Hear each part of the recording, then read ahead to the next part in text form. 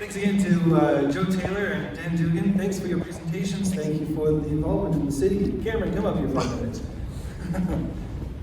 I'm Christian Lenhart, and this is Cameron Blakely. We're the names that's on that booklet. The booklet is now officially obsolete. That's a keepsake, you can have it. The real plan is the one behind me now, the one proposed through the screen analysis done by Kimley Horn. This was paid for, again, by Salt Lake City, using funds from the city to better explore what the actual train box dimensions would be. They did that because, again, in February of this year, Salt Lake City was awarded $2 million from the Federal Department of Transportation to study how transportation improvements could solve the east-west divide.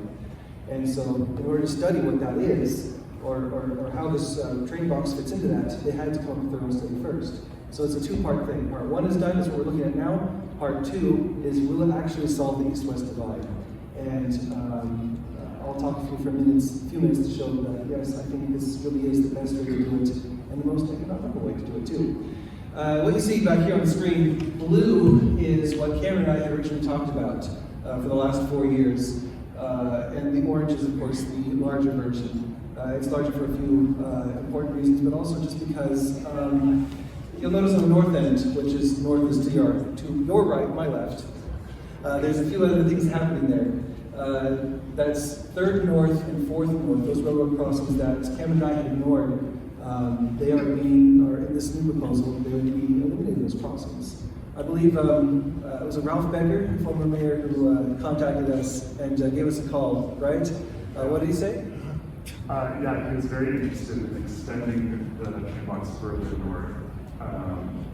Rightly so, he was concerned with specifically the area right behind the gateway, which, as the trains were kind of breaking out, it would severely affect kind of the livability of that zone and the aesthetics of it. And at the time, based on our own bandwidth, we were just like, yeah, that's kind of, we'll address that in the future. But yeah, Ralph was forward enough to kind of call out to our attention. And yeah, I'm super ecstatic. This is very good. Now kind of rolling that idea into it. It's a better project. It's a bigger project. It's a more expensive project. But it's a better project because it actually does solve the east-west divide along the whole rail corridor. Going north to south, Front Runner won't have a single railroad crossing through downtown. Going to the east and west, they're going to close 2 more crossings. There's one that we had showed that's blue, that's the 800 West crossing. That one would have been closed, in our proposal, by actually closing the streets. No one can get through. In this one, everyone can get through, the tracks are still underground there. 900 West is still closed, completely, or at least it would be closed in this new proposal. Some new ways to open up. 100 North, North Temple Station is in the way right now. You can't get through on 100 North. In this newer version of the plan, North Temple Station would also be underground. There's 2 underground transit stations. And we'll be able to go across. 100 North will be connected again. There's that other circle there that doesn't have to have to in blue. That's 50 North. That would also be a new east-west connection. That's closed now. That doesn't exist. But it would be open with the trains. That hasn't been open for literally 100 years, ever since the tracks came through in the 1860s. There's a few other places as well. 700 West is a street. It's not a street now. I mean, it's a fragmented street, but it's going to be a major street coming forward. Again, these are things that have been buried under industry and under yards for 100 years, and we'd be able to put a community back there. So yeah, our original proposal was for 4 crossings. Salt Lake City's proposal was 8. Our original proposal was for 50 acres of land to be redeveloped. Salt Lake City thinks they can get 75. 75 acres, that's 7 city blocks, not just the 5 I've been promising. Sorry? Big blocks. 8 blocks? Okay, Yeah. we've got big blocks. Big blocks. Right. We Salt Lake City, we're proud of our big blocks, right? We like our blocks?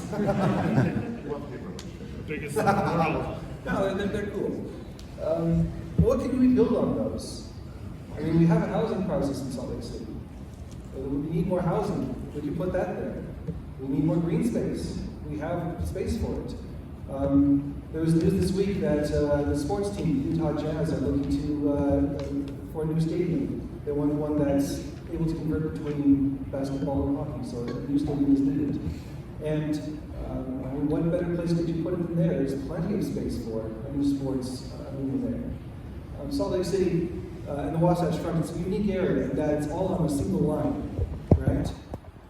It's really good for transit because 80% of the population of our whole state lives on this one line along the front of it. And so it makes it really easy for a transit line to serve the whole populace, make it a statewide issue, not just a city issue.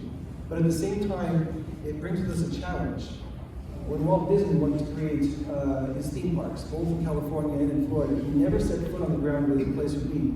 He looked at a map, he said, these are where the freeways cross, that's the land we need to buy. And he knew that because that's the easiest way to get people to his theme parks. Here we don't have that crosshatch sort of thing, we just have a line.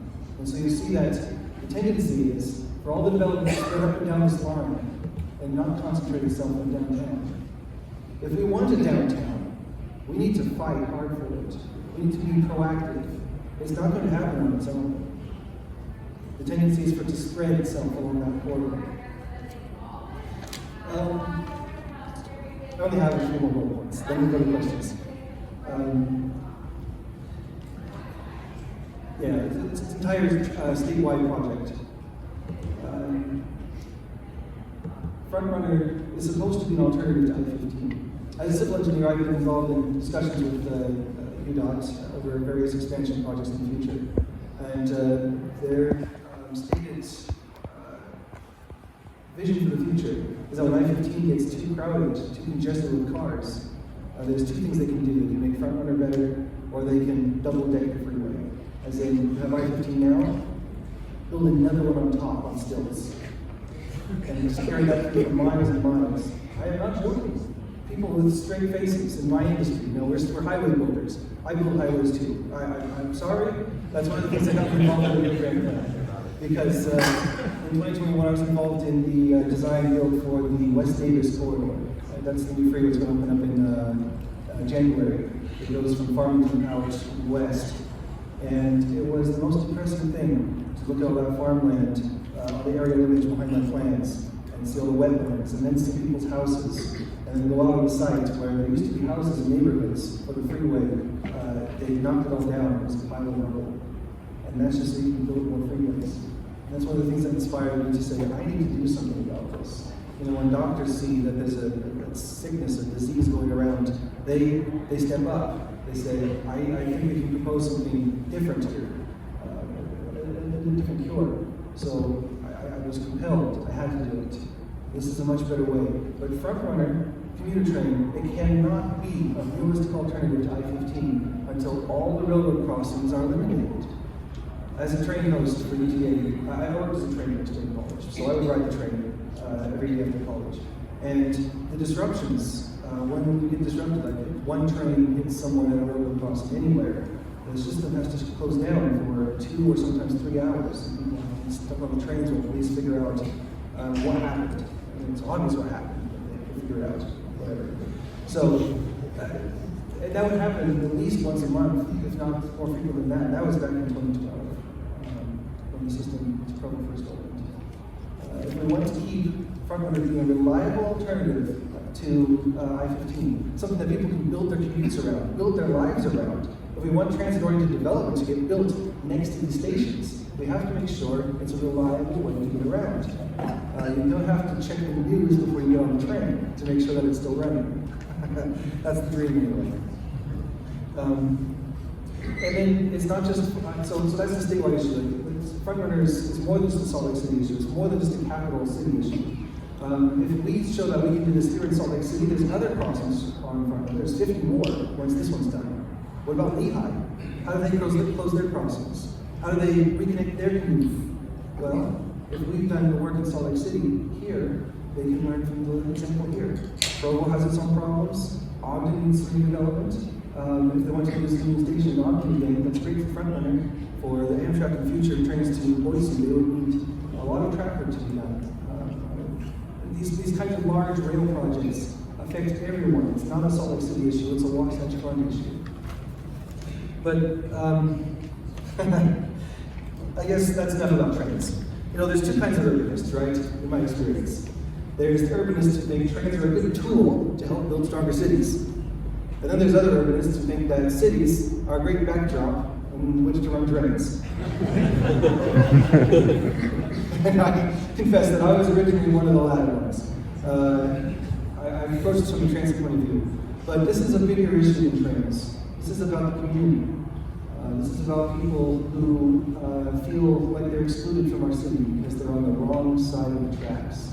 Our whole neighborhood's been on the wrong side of the tracks for coming up now 160 years. If there's freight trains in the way, you're not free to move about your city. You're not free to go downtown. You're not free to assemble in the way that you want. I live on the east side, I guess we call it, near Liberty Park, and we have family friends that live out by the Jordan River. There's this wonderful new bike path, the 9-line trail, and my kids are just learning to ride their bikes. It would be great to ride with them on this trail, or even just send them to go see their friends on this trail. But parents that aren't the other three parents involved don't like that idea at all. The trains, the front runners come through so quickly. It's like having the freeway at grade level. Do we put, pedestrian crossings on the freeway, have lights to turn off the freeway and then walk across on the pavement? We don't do that. Trains go just as fast. Why do they have crosswalks? How safe is that? It made sense when the trains didn't come so often, but we're growing a big city. It's time for that step change. Is it worth the price, though? Is it worth the $3 to $5 billion? Now, as an engineer, it's my job to go through and try and make the most economical projects possible. That's what I do as a day-to-day thing. And try and make the cost cheaper so that people can afford it. So if you can't have a cheap project, you can't build it. But I stand by this proposal. I stand by the costs. I endorse this plan. I completely support what Salt Lake City is doing. This isn't a handoff. I'm still going to be here. I'm going to still be promoting this. But I'm going to follow the lead that Salt Lake City has put on this. Other big projects that have been built. I-15 project north to Farmington. It's going to be reconstructed and talking about. That's $4 billion and counting. That's twice what we expected in the commission. The airport reconstruction, that cost $5 billion. For the last Olympics, they rebuilt the freeways. That cost, adjusted for inflation, $3 billion. And that was done within 3 years of the Olympics happening. Just to get ready for that event. These big projects can't happen quickly. I-15 has been being built and rebuilt again for 60 years now. Each project costs another $1 billion. And then that's not counting all the other new freeways. Mountain View Corridor, Bangor, it's getting upgraded to freeway standards. Each new bridge, there you go, another couple $100 million. Legacy Parkway, West Davis Corridor, all these things are mega projects that can be done quickly, that have funding streams from the state, not just from other grants from the federal government, but from the state. And they cost cumulatively billions of dollars. The state budget every year is now $30 billion a year. We have the means to do this. This is not too big of a project for Utah. We are able to build this, and it will be worth it too.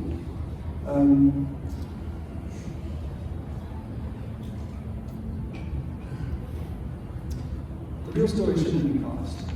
The real story is this event here. We had this event because when we were looking at the cost, we knew what would happen. The news organizations, they love to lead with the cost. They have that in the headline. They may even come with some insulting images of money raining down on the transit, as if the transit would cost me much more than anything else. As if it's just a money pit that doesn't give anything in return. That's not what I want to be the headlines. You guys are the headlines. How many here are just hearing about the Rio Grande plan for the first time? 1, 2, 3, 4. All right, how many people are here because they support the Rio Grande plan? Raise your hand. Let me hear you guys.